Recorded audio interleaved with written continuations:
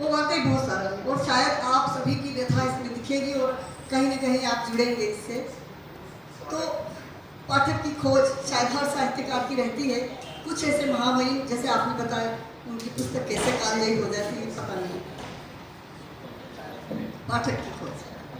बहुत समय से गीत लिखने वाले सरल जी को उनके एक मित्र ने कहा, इतने दिनों से गीत लिख रहे हो, अब एक पुस्तक आनी चाहिए।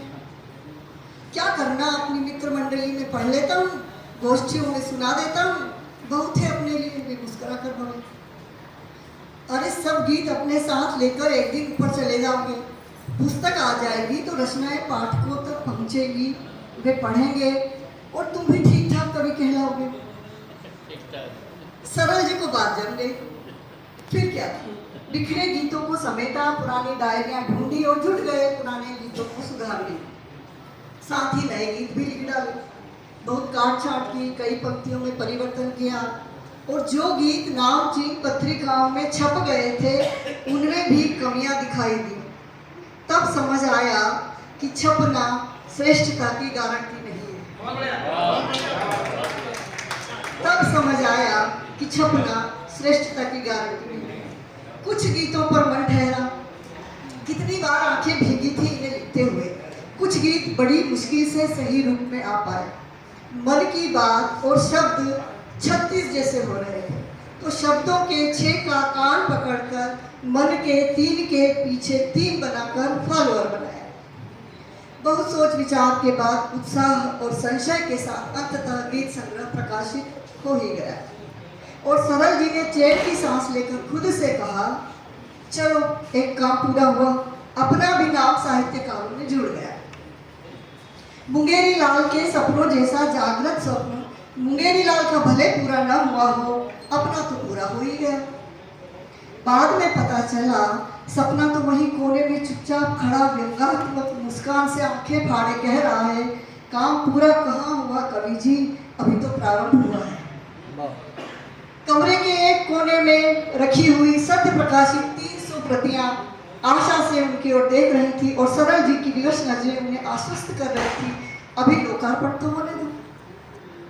300 प्रतियां छपवाई थी क्योंकि अभी तक सबसे पुस्तकें ली हैं, तो प्रथम कृति सब तक पहुंचना तो चाहिए।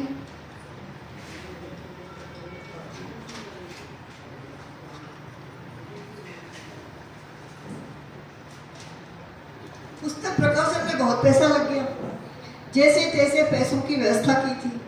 प्रकाशन के व्यापार से उनका मन दुखी था।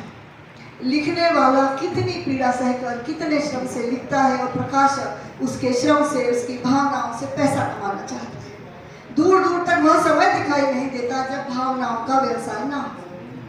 इतना पैसा लगने के बाद हिम्मत नहीं हुई कि अलग से लोकार्पण करवाया जाए, तो एक नियोजित भव्य प्रतिष्ठित कार्यक्रम में लोकार्पण करवाया गया। इस तरह के लोकार्पण की व्यथा कथा सब जानते हैं, अब ये पुस्तकें भी जान चुकी थी। आयोजक कार्यक्रम की भव्यता और भीड़ यानी इत्यादियों की संख्या, राजेश की कविता में इत्यादि वाली, तो आयोजक कार्यक्रम की भव्यता और भीड़ यानी इत्यादियों की संख्या बढ़ाने के लिए 2-4 पुस्तकों का लोकार्पण करवा देते हैं। यहाँ न कृति पर कोई 2 शब्द बोलता है, न लेखक को 2 मिनट मिलते हैं। लेखक प्रकाशक के सामने भी बेचारा और यहाँ भी बेचारा रहता है। किसी ने सलाह दी कुछ पुस्तकें विमोचन के समय बाहर रखवा देना, कुछ तो बिक जाएंगी। बात हजम नहीं हुई। भवानी प्रसाद मिश्र जी के गीत जी हाँ हुजूर में गीत बेचता हूँ जैसी फीलिंग आई। उन्होंने फिर समझाया, लिखा क्यों जाता है, लिखा हुआ लोगों तक न पहुंचे तो लेखन का मतलब ही क्या है। लिखी हुई बात किसी भी तरह लोगों तक तो पहुंचनी चाहिए ना। पुस्तक यदि खरीदी जाती है तो वो पढ़ी भी जाती है। फ्री में मिली पुस्तकों की वैल्यू नहीं रहती, कोई नहीं पढ़ता। उनकी कोशिश कामयाब हुई। हर्ज क्या है रखने में। जिस हाल में विमोचन हुआ उसके बाहर एक टेबल पर संग्रह की प्रतियां सजाकर रख दी, लेकिन उम्मीदों पर पाला पड़ गया जब देखा कि एक भी पुस्तक कम नहीं हुई। हाँ, मित्रों ने अवश्य कहा मेरी प्रति संभाल कर रखना। एक हादसा और हुआ। बड़ी उम्मीद से लोकार्पण के लिए तैयार चमकीली पन्नी में बाकायदा लिपटी हुई रेशमी फीते से बंधी पुस्तकों का हाल जान लीजिए। जो पुस्तकें अतिथियों को लोकार्पण के लिए दी गई वे उन्हें वहीं छोड़कर जाने लगे। उन्हें याद दिलाने में कि असफल कोशिश की सरल जी ने। सर ये पुस्तक, अरे फ्लाइट से जाऊंगा, और भी लोगों ने पुस्तकें भेंट की हैं, इतना वजन हो जाएगा, मैं सब यहीं छोड़ रहा हूँ। ऐसा करिए आप बाद में भेज दीजिए, मैं अवश्य पढ़ूंगा। अवश्य पढ़ूंगा में कुछ ऐसा भाव था। खैर कुछ लोग अनसुना कर निकल गए। उन्हें लगा होगा कि मैं इतना बड़ा लेखक क्या करूंगा इनकी पुस्तक का। एक सहृदय कवि पुस्तक ले गए।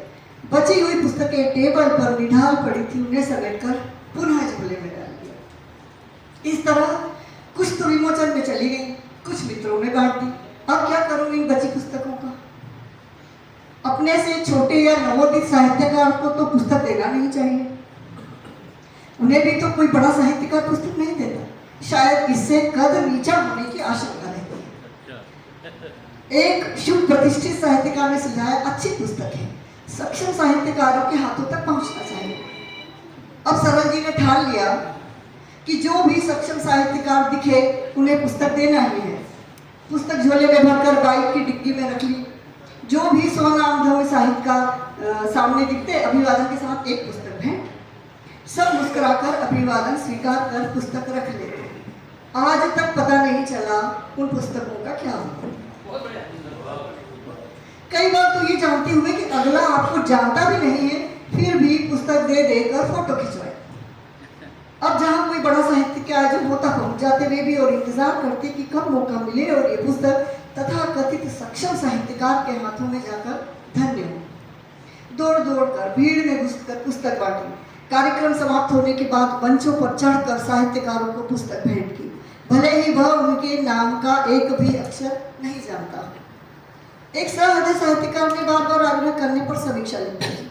कुछ मित्रों ने तारीफ की, बहुत अच्छे गीत है, मैं जरूर लिखना चाहूंगा इस पर यह नेताओं के आश्वासन की तरह कभी पूरा नहीं हुआ।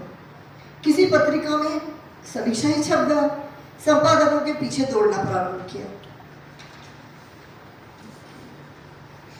अंतिम कुछ पंक्तियां हैं इसकी, तो छांट कर एक अच्छी सी समीक्षा लिफाफे में रख ली। एक पत्रिका के संपादक जी के कार्यालय पहुंच गए। सर आपने कहा था मेरी पुस्तक अच्छी है, यह प्रतिष्ठित गीतकार फलाने जी के द्वारा लिखी समीक्षा है आपकी पत्रिका में प्रकाशन के लिए।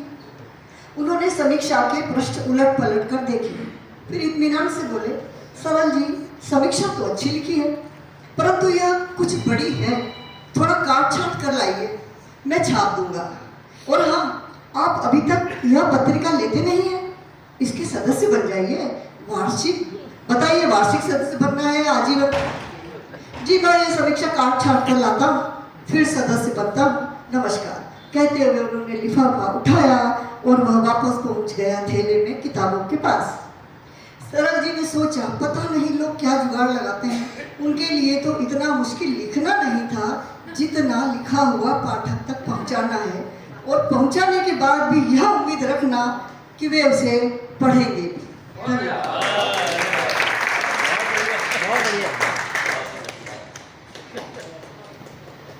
बहुत ही अच्छी व्यंग रचना, जैसा मैं शुरू में ही विश्वास जता रहा था कि हर विधा में जितना अच्छा लिखती है, निश्चित रूप से कुछ ऐसा ही हमको इस विधा में भी सुनने को मिलेगा। बहुत ही मारक, और चूंकि हम सभी लोग साहित्य से जुड़े हुए